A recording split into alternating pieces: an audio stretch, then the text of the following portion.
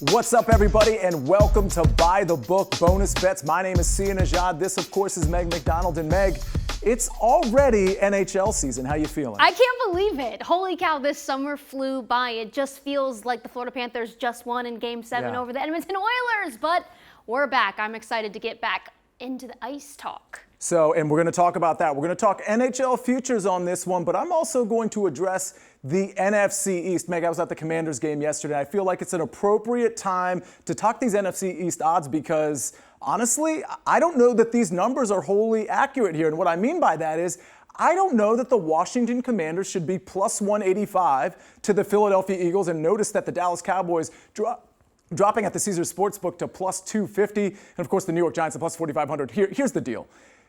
When we look at these teams and we look at their upcoming schedules and we look at the current standings, the Washington Commanders are 4-1. The Eagles, coming off a bye, of course, are only 2-2, and the Cowboys 3-2. The way the Washington Commanders are playing, to me, it seems like this is very sustainable. And I think the Eagles, when you look at their schedule, it's relatively easy. But let's take a look at the Washington Commanders schedule, if we could, Meg. Because, look, okay, we have the wins and losses through Week 5. Week 6 at Baltimore. That's going to be tough, obviously. But then we get Carolina. We get the Bears at home. We get the Giants. And when we flip the script to Week 10 forward, the schedule doesn't get that much more difficult. 2 games against Philly, that likely decides the division. We get the Saints, we get the Titans. The Cowboys have so many issues on offense and defense, particularly with the injuries, and the Atlanta Falcons at home. Like, this to me seems like the team that is 4-1 versus the team that is 2-2, Meg McDonald, is the plus 185 favorite at Caesars Sportsbook. I'm going to go ahead and take the number. It's disrespectful. What do the Commanders have to do to garner some respect in the NFC East around here? Well, maybe they have to beat the Ravens. And speaking of disrespect, that's a big game. Speaking of disrespect, they're 6.5-point dogs against the Ravens, which surprises me. It just tells me that the market is telling you at home, hey, you shouldn't be putting your hard-earned money on the Commanders. And I completely disagree. Ooh. I think this team defensively is really getting there under Dan Quinn. And offensively, Jaden Daniels, Cliff Kingsbury, this offense as a whole, doesn't matter who is in. De'Ami Brown, Terry McLaurin, Zach Ertz, Austin Eckler, Brian Robinson, they're all producing for this team. Give me the plus 185. I like it. Go Commanders. Okay, my turn to talk some NHL. I have a short shot and a long shot. Obviously, we are kicking off the NHL season this week. No one has played. So we'll start with my short shot. Plus 650, the Edmonton Oilers. Look, we know there is a window for Edmonton, and the time is now. They can get over their Game 7 loss to the Florida Panthers this summer. They've had plenty of time to mull it over. And guess what? They still have the best player in the National Hockey League in Connor McDavid.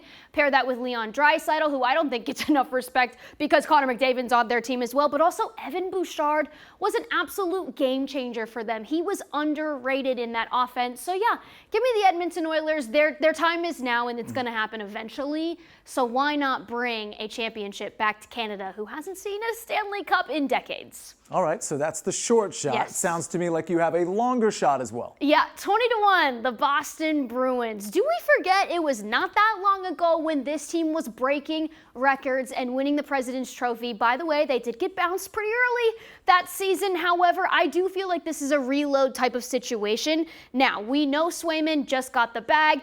I believe that Swayman and Ullmark last season were probably the best 1-2 punch in the net in terms of goaltending. However, Ullmark is gone. Bring in Korpisalo. He's going to have to pick it up a little bit. But ultimately, Swayman is going to be the #1 guy. Now, I want to talk about Lindholm, the top line center addition to the Boston Bruins, because we talk about how this team is aging. And guess what? They've overcome that before. They don't care that they're getting older. You still have Pasta and Brad Marchand and Charlie Coyle. They're still absolutely loaded at 20-1. Give me a team who, yes, is getting older, but also knows that window is closing as well. So I believe if Montgomery doesn't do well this year, he's probably out, which is why they know that they need to step it up this year. And good odds from the Caesars Sportsbook, because that line jumped from 20 to plus 2,500. It looked like at the Caesars Sportsbook. Oh, I didn't even see that. We're looking at a short shot and a long shot. Love them both. Yep. And bias aside, I do like the Washington Commanders number. So listen, so much more content coming up on Monumental Plus. Check it out. And of course, you can check Meg and I out on By the Book on Monumental Sports Network every single Monday through Friday at 5:30. We'll see you then.